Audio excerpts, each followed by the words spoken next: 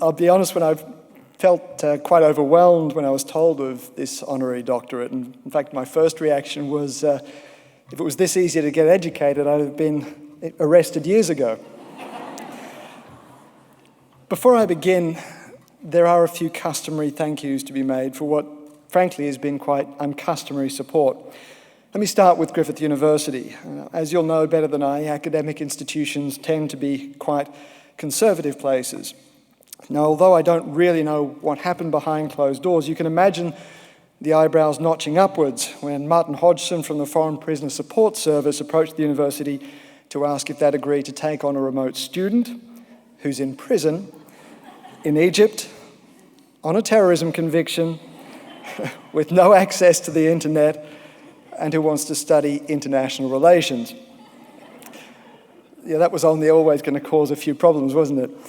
The fact that they said yes despite all those issues is testimony to Griffith University's commitments to its students, to the higher principles of an education for all, and to its willingness to go the extra mile to get around the kinds of problems that a lot of other places would undoubtedly have considered to be insurmountable.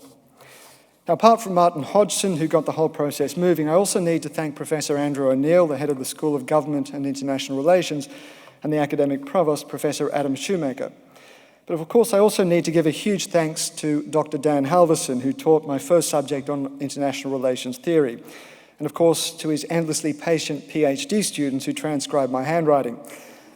Now, to give you an idea of how challenging that must have been, I had an old teacher who once described my handwriting as though it looked as though a spider with muddy legs vomited its way across the page.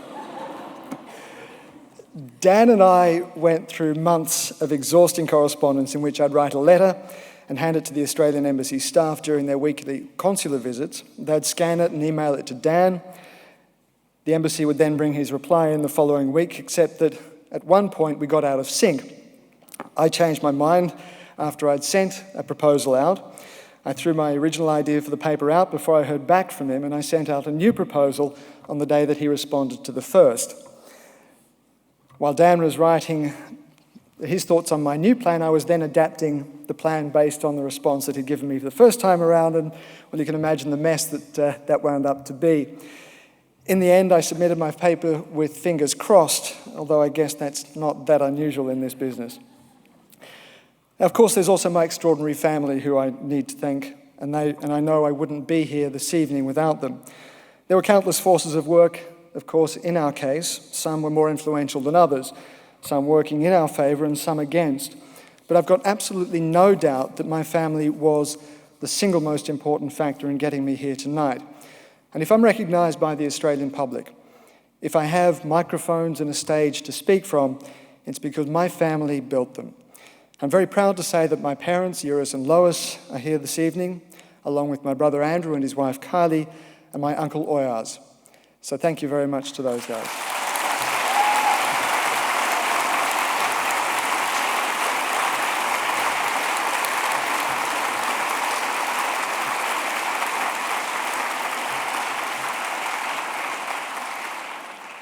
Ladies and gentlemen, one of the highest principles of academia is the right and indeed the responsibility to challenge and question conventional wisdom.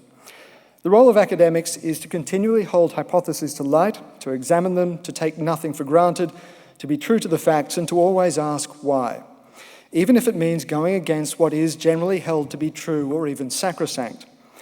Of course, the reason for that is to push the boundaries of knowledge, to avoid the false assumptions that get us stuck in blind alleys, and to encourage the kind of debates that keep us moving forward. It's an approach that served us well for 600 years from the Renaissance on. Just ask anybody who's ever seen the pincers and saws in a museum of dentistry from the Middle Ages. Now, although I know most academics look down their noses at journalists, I'd like to think that philosophically at least we come from the same place, that our role is also to question and challenge the established orthodoxy, to work first with the facts to encourage debate, and then to circulate ideas, whether they're good or bad, to help us come to some kind of enlightened, if not always wise, consensus. I'd like you to hold on to that idea for a moment while I return to the title of this lecture, Free Speech in the Age of Terror.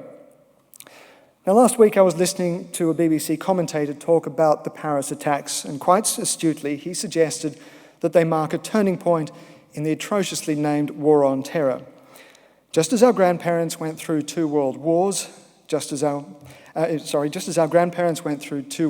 in his view, we will come to think of this moment as the start of the second war on the War on Terror. The first began with 9/11. It was largely American-led with the parameters set by George W. Bush. It involved two invasions and triggered the rise of Islamic State. The second War on Terror is one that will be driven mostly by Europe, with French and Russian forces already leading most of the attacks against IS. What I want to talk about tonight isn't so much the way the war is being waged, but about the impact it's had and continues to have on journalism, free speech, and public debate. I think Paris is particularly enlightening, not just because it's timely, but because of what it tells us about both sides of the equation. On the one side are the governments who've come to respond to the crisis by attacking not just the messages that those who were responsible for the attacks were trying to send, but the media that transmits those messages.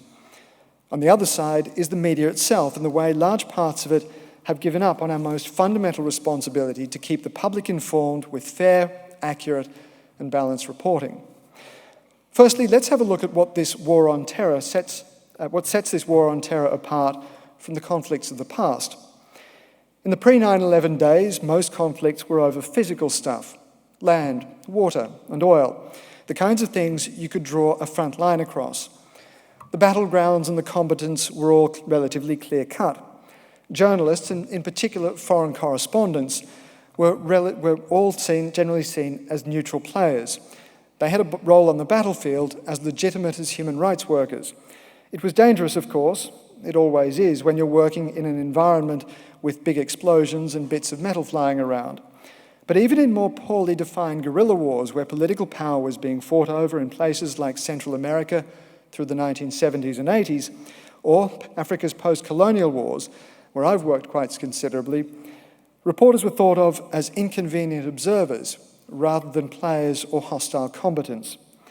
Of course, propaganda and censorship are as old as war itself, but that's generally been a struggle to control the story rather than targeting the storyteller. But now we have the War on Terror. A good friend rather dryly once described it as a war on an abstract noun. It means whatever anyone wants it to mean. We in the West think it's pretty clear what this is about. To us, it's about stopping the slaughter in places like Paris, or the random bombings in Kabul and Baghdad, or homegrown incidents like the Lint Cafe attack. But consider what some of the Islamists I met in prison told me. For them, the War on Terror means stopping the drone strikes that hit a hospital in Afghanistan, or wedding parties in Waziristan, the barrel bombs that fall in Aleppo, and yes, the random arrests, the beatings, and the torture in Cairo's prisons. This is not a war over anything tangible that you can draw a line around. This is a war over competing worldviews. It's a war between Western liberal democratic ideas and a particular branch of radical political Islam. And in that war of ideas, the battlefield extends to the place where the ideas themselves are prosecuted. In other words, the media. So journalists are no longer simply witnesses to the struggle. We are, by definition, a means by which the war itself is waged. This isn't an abstract concept. In one of the very first shots in this battle of ideas, the United States Air Force bombed Al Jazeera's bureau in Kabul in November of 2001.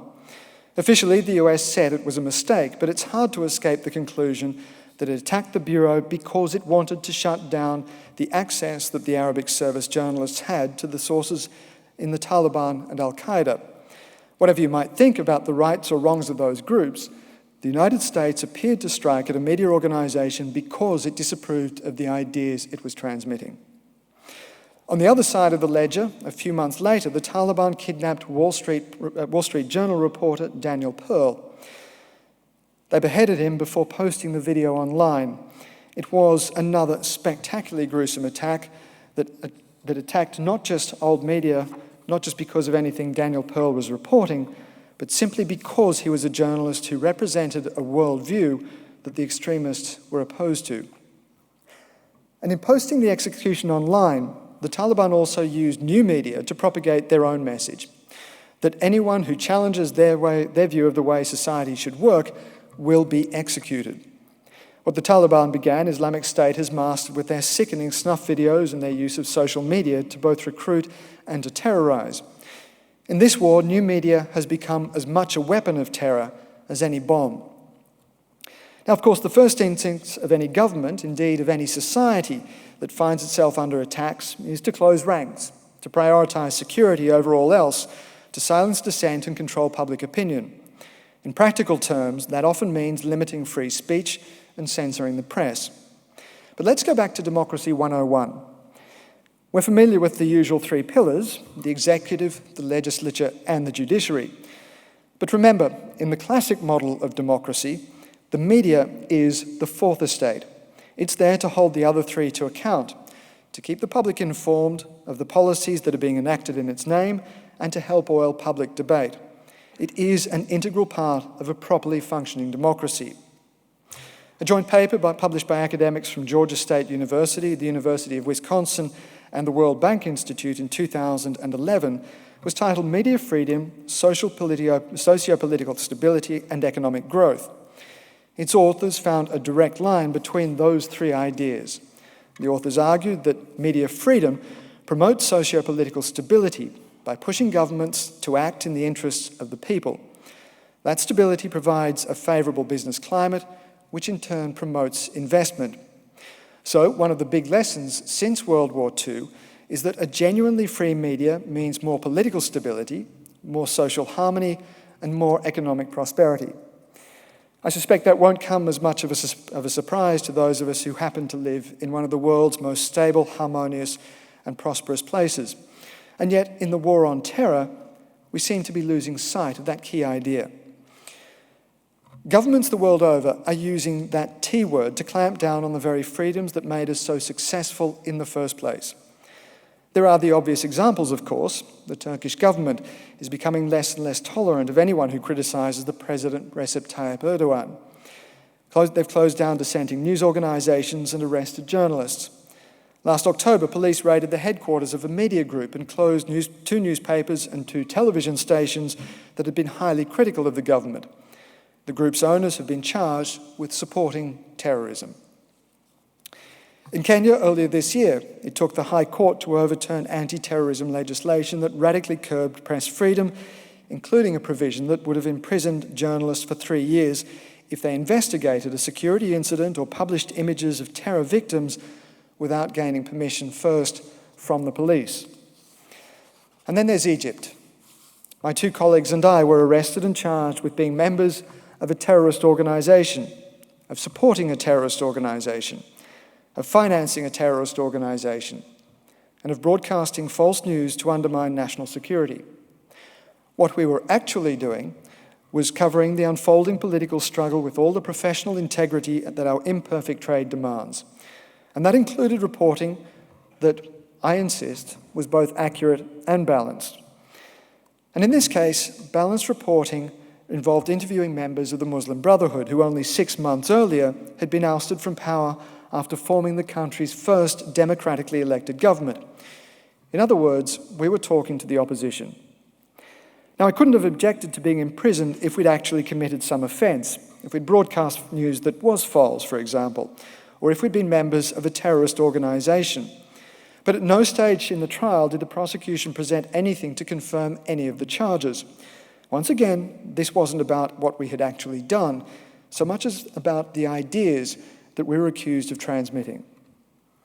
Now, Egypt has gone on to introduce new legislation that makes it a criminal offence to publish anything that contradicts the official version of a terrorist incident. If you check the facts, if you discover that the government has been trying to cover up some inconvenient truths and publish what you know, you could be hit with a fine equivalent to 50,000 Australian dollars. But in case you think this is happening in places with less developed democracies, think again. In the UK, the government is considering introducing what they call extremism disruption orders.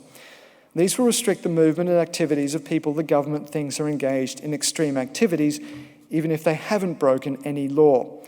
Innocent people can be banned from speaking in public, from taking a position of authority, or restricted from associating with certain individuals, simply because they hold views that run counter to what the government thinks are British values, whatever those are.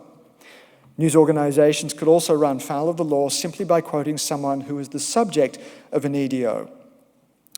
Unless we all start feeling a bit smug about our own country, let's go back to 3 pieces of legislation introduced by the Australian government over the past few years that I believe all seriously undermine media freedom in ways that I don't think have been properly understood. The first was Section 35P of the Azo Act.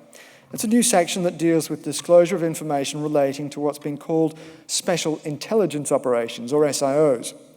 Essentially, that prohibits reporting of any undercover operations involving security agents. No responsible journalist, of course, wants to expose an ongoing operation or put security agents at risk, but the new law goes far beyond that. 35P carries a 5-year jail term. Double that for reckless disclosure. Let me start that again. The 35P offence carries a 5-year jail term. Double that for reckless, unauthorised disclosure. If we ever report on an SIO, regardless of how far in the past it happened. And that's despite the fact that reporters will never know what operations have been designated an SIO, because that little detail just happens to be kept secret. So simply looking for information about the work of the security services runs the risk of breaking the law and landing you in prison. The second piece of legislation is known as the Foreign Fighters Bill. The killer line here is the new offence of advocating terrorism.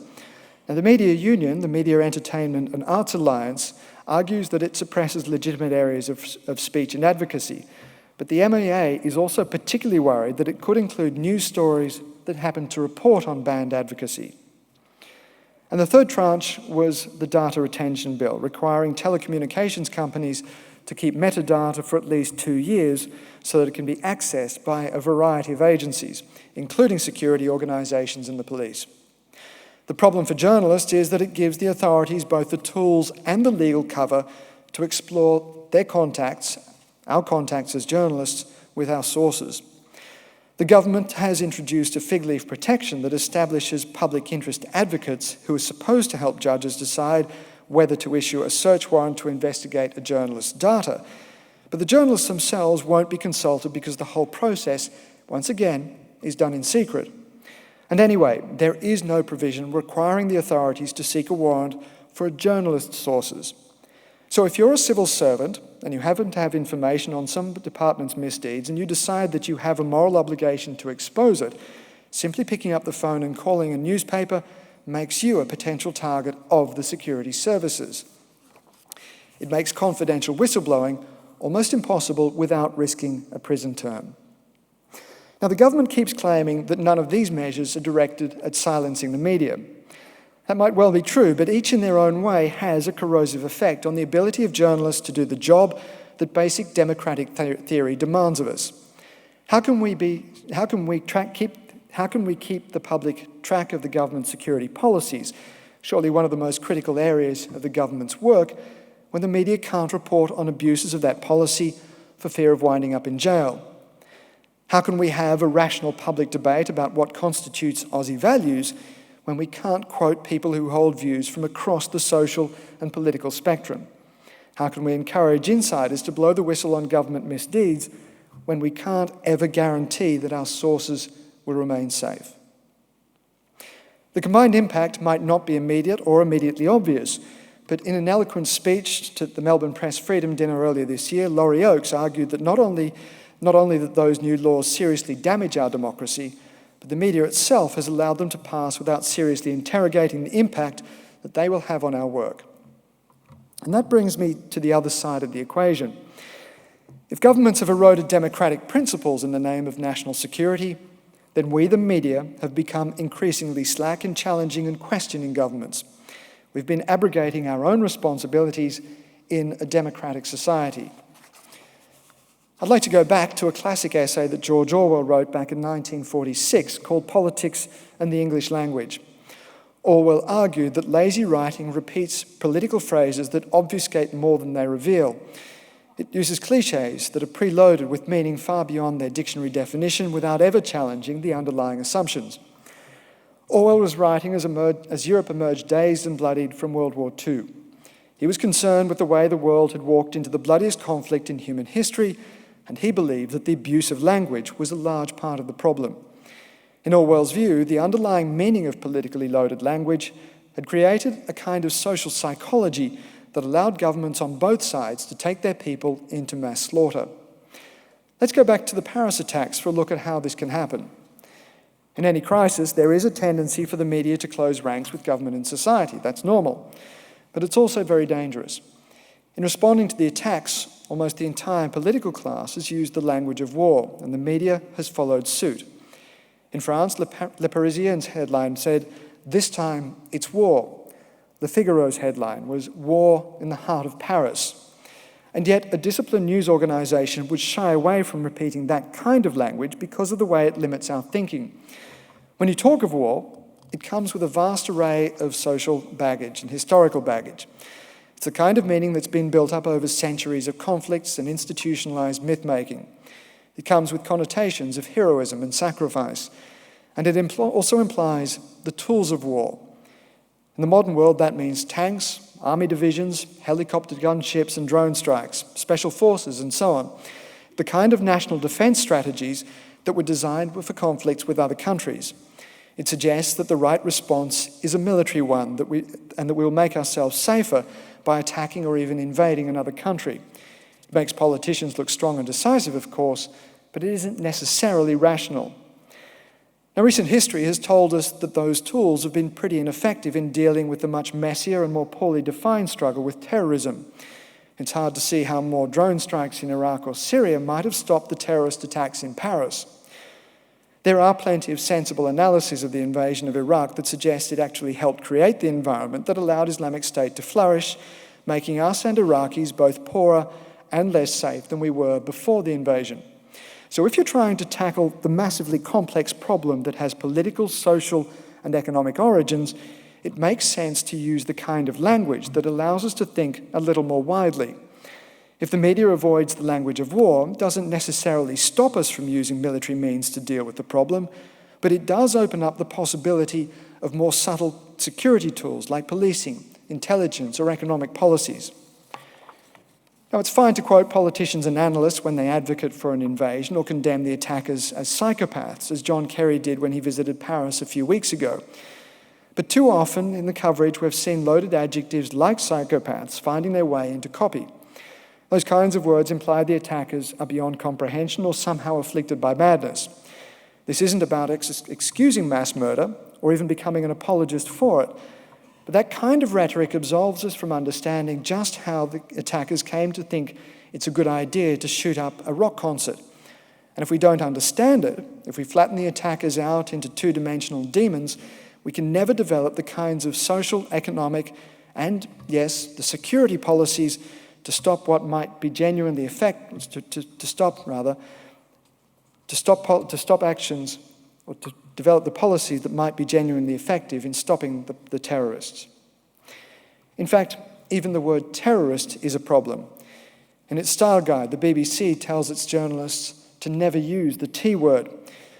It's fine to quote somebody else describing an attack as terrorism, but never to use the descriptor yourself. That's because of the old cliche that one man's terrorist is another man's freedom fighter. And if our reporting is to be genuinely independent, neutral, and fair, we've got to stick to that very difficult middle ground in the words that we use. It's not always easy to see the problem when you're in the middle of it, but let's compare the coverage of the Paris attacks with the way that the media reported on another series of bombings that occurred a few days earlier in Beirut. In Paris, the reporting focused powerfully on the individuals involved, on the very personal and the agonizingly human experience of those who were caught up in the blasts. We knew the names of the victims, we felt their pain, and we empathized with all that they'd been through. But in Beirut, the descriptions of the violence and anguish on the streets were secondary. Instead, the headlines immediately diluted the massacres with qualifying adjectives that labeled the victims according to where they lived and their assumed policies. The New York Times announced deadly blasts hit Hezbollah's stronghold in southern Beirut, while Reuters said 2 suicide bombers hit Hezbollah's bastion in Lebanon. The implication, of course, is that someone opposed to Hezbollah had attacked and that the victims were its members and supporters who somehow were part of the fight. Now imagine the outrage if news organisations had reported that attackers had targeted a leftist stronghold of Paris. Buried deeper in the body of the stories from Paris, you could find a token mention of France's military involvement in Syria, but by contrast, in writing about Beirut, the military and geopolitical details are at the very heart of those stories. Nearly every paragraph in the New York Times and Reuters examines Hezbollah's deployment in Syria. There are virtually no quotes, on the other hand, from victims, and the word terrorism is rarely used. It plays perfectly into the agenda of our political leaders, of course. A bomb in Paris kills people we identify with and who we care about. We feel their pain and we want to support them. We join their fight because we don't want those kinds of attacks here. Yet we separate ourselves from a similar strike in the Middle East because we don't want to have to get involved, because it's politically messy and militarily dangerous and difficult. Let me give you another example. In the days after the Paris attacks, French and Russian aircraft attacked what were routinely described as Islamic State positions. It's one of those phrases that sounds straightforward enough. It brings to mind a sandbag command post defended by machine gun nests, or a checkpoint manned by armed Islamic State fighters, or an ammunition store full of weapons and supplies. Now, of course, they might be all of those things. Some of the targets indeed probably are. But anyone who has worked in the region would know that they are also far more likely to be something like a house in the middle of a village where armed men have been going in and out. It could be a mosque where Islamic State gunmen gather for Friday prayers, but that also acts as a community medical centre and a school. Or, as happened recently, a petrol station where militant pickups were filling up next to some local farmers. Now, those attacks are inevitably going to have civilian casualties and to seriously damage local infrastructure, hurting people who've been caught up in the conflict simply because they had the misfortune to live in an area that Islamic State has decided to occupy. Without any extra information, the phrase Islamic State positions obscures more than it reveals. And yet very few reporters bothered to ask what was exactly being hit in the airstrikes. Again, I'm making no judgment about the rights and wrongs of our military strategy. I've seen enough conflict to know that wars will always cause civilian suffering, and that military planners have to be ready to accept those casualties if we decide that that is the best way of winning a war. But we must be aware of what is being done in our names and ask whether airstrikes made in an angry attempt to appear tough and decisive and to make us feel safer might actually create more problems, more insecurity, and encourage more suicide bombers than they actually eliminate. Now, of course, politicians would love us to slavishly follow their slogans and the platitudes with all the baggage that they carry, but we have a moral responsibility not to use that kind of language, even if we're accused of being unpatriotic or somehow un-Australian. In fact, it seems to me that the most patriotic thing that a media can do at the time of national crisis is to be fiercely sceptical of our politicians, to always question and challenge, and to doubt what we're told. The failure to do that has led us to disaster before.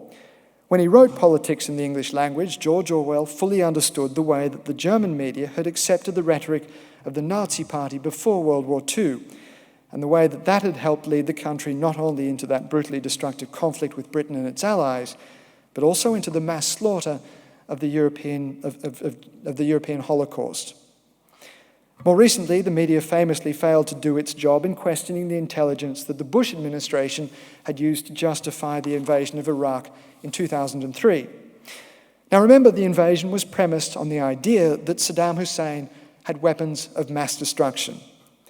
The phrase became so embedded in our psyche that we reduced it to its letters. At the time, it would have been hard to find anyone who didn't know what WMD stood for. The Western press dutifully and I think quite shamefully lined up behind the American administration, often unquestioningly parroting its language. In a stinging piece for CNN marking the 10th anniversary of the invasion, Howard Kurtz wrote, "Major news organizations aided and abetted the Bush administration's march to war on what turned out to be faulty premises. All too often, skepticism was checked at the door and the shaky claims of top officials and unnamed sources were trumpeted as fact." From August 2002 until the war began on March 19th the following year, Kurtz found more than 140 front-page stories that focused heavily on the US administration's rhetoric against Iraq. Cheney says Iraq's strike is justified, for example. War Cabinet argues for Iraq attack is another headline. Bush tells United Nations it must stand up to Hussein or US will. Bush cites urgent Iraqi threat. Bush tells troops prepare for war. By contrast, pieces questioning the evidence or the rationale for war were frequently buried, minimised or spiked altogether. And if we look around at the language that dominates the papers in the wake of the Paris attacks, it all starts to look disturbingly familiar. But here's another problem. I'd argue that adopting the language of war plays perfectly into the hands of Islamic State, whose attacks are carefully calibrated to attract just that kind of coverage. Remember, in this world of instant communication through Twitter and Facebook, everything the militants do is designed to generate just that kind of panicked, hyped-up coverage that we have dutifully been delivering. As I discovered in Egypt's prison system, a lot of radical Islamists who support Islamic State actually want a war. It's something that was well explained in a now famous essay in the Atlantic magazine called What ISIS Wants. It was also brilliantly articulated in a monologue from Walid Ali. Theirs is a millennial cult that sees the coming conflict as the final battle, the end of days. And so by adopting the language and the posture of war, we're not only failing to attack the causes of the violence, we're feeding it. The British writer and former political prisoner in Egypt, Majid Nawaz, went so far as to argue that adopting the language of war is just as Islamic State wants. We're framing the problem in accordance with their worldview. In an article in The Australian, he argued that instead of talking of the conflict as a war, it would be better to see it as a global Islamic insurgency. Recognising it that way frames the conflict, but also frames the way that we react to it. And it could, in fact, avert World War III from becoming a self-fulfilling prophecy. Now, it'll be no surprise to learn that just a few days ago, the head of al-Qaeda, Ayman al-Zawahiri, declared that war with the West had just begun. Once again, I'm not here to suggest that a military approach by our politicians is necessarily wrong. It's an option, and it must always remain so. And there are plenty of good arguments about why using the military might be the right thing to do. What I am arguing, though, is that the media has a duty and a responsibility to remain sceptical and to challenge everything we are told. We have to avoid blindly adopting the politically loaded rhetoric of our leaders. When we're under attack, it's the easiest thing in the world to adopt the jingoistic language, to close ranks, to shun outsiders, to flatten the attackers into two-dimensional demons, and to ultimately fail to get to the bottom of the problem. Our critics can and do accuse the media of being unpatriotic, and that too makes it tough to hold to our professional standards. But if journalists don't, if we abrogate the most basic responsibility to our democracy, then we have given up.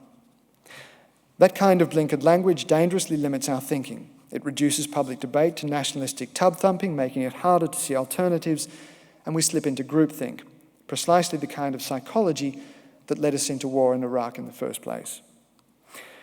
John F. Kennedy understood the problem at a much more intimate level. The history buffs above you will remember the Bay of Pigs fiasco. In that, he approved a plan to support an invasion of Cuba by a group of poorly trained, ill-equipped, and largely unsupported exiles. The historian Irvin Janis described it as one of those rare events in history, a perfect failure. Indeed, but it also forced Kennedy to re-examine the cabinet decision-making process that endorsed what turned out to be a very bad plan by almost every single objective measure. Kennedy recognised that in cabinet meetings there was no room for alternative views. He realised that his advisers were unwilling to challenge bad ideas because they were afraid of disturbing the group's cohesion. If people thought they were alone in their doubts, they kept it to themselves, and so alternative strategies, including much smarter ones, were never aired. Kennedy introduced systems then to make sure that all of the options, whether smart or stupid, made it onto the table so they were able to find the best possible option. He made sure that Cabinet was forced to address hard questions and to challenge their assumptions. Just 18 months later, that strategy was credited with helping find the right solution to defuse the Cuban Missile Crisis. Now, a properly functioning democracy already does this, and I'm sure most of you will have already guessed. It's called a free press that's capable of asking those questions and airing alternative views. But that can't happen if the media is simply acting as an echo chamber for existing political interests.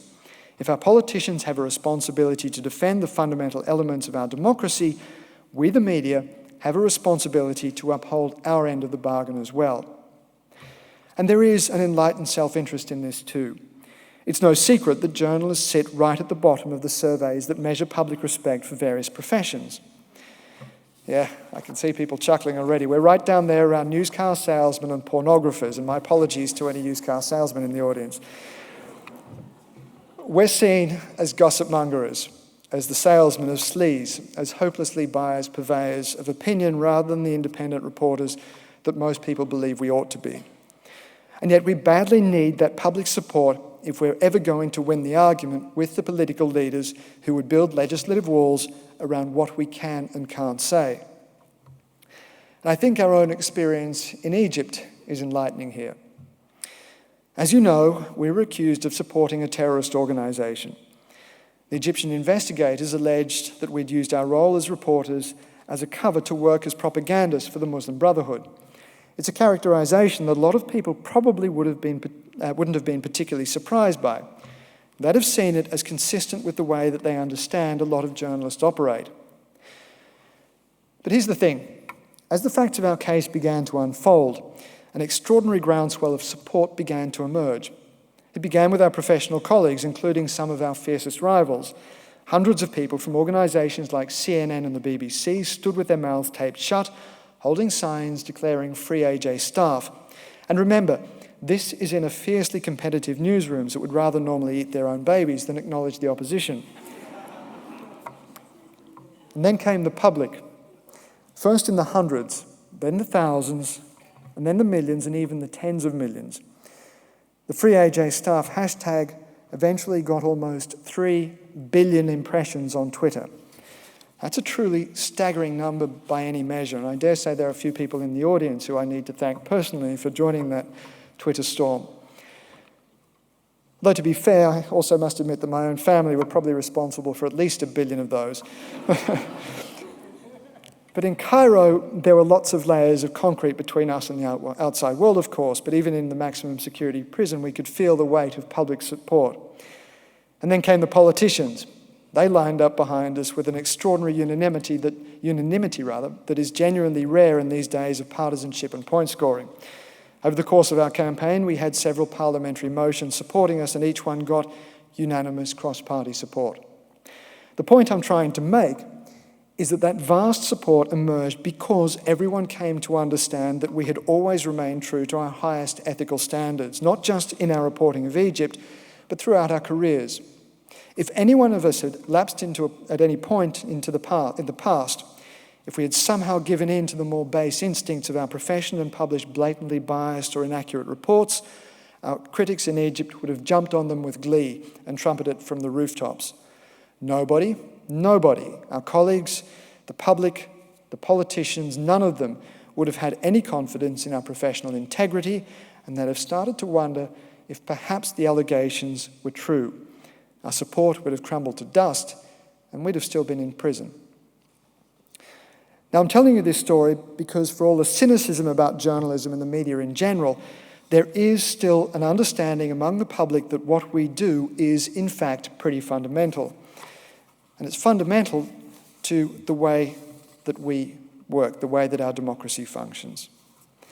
And I've just managed to upset my paper, so if you'll excuse me while I find my place again.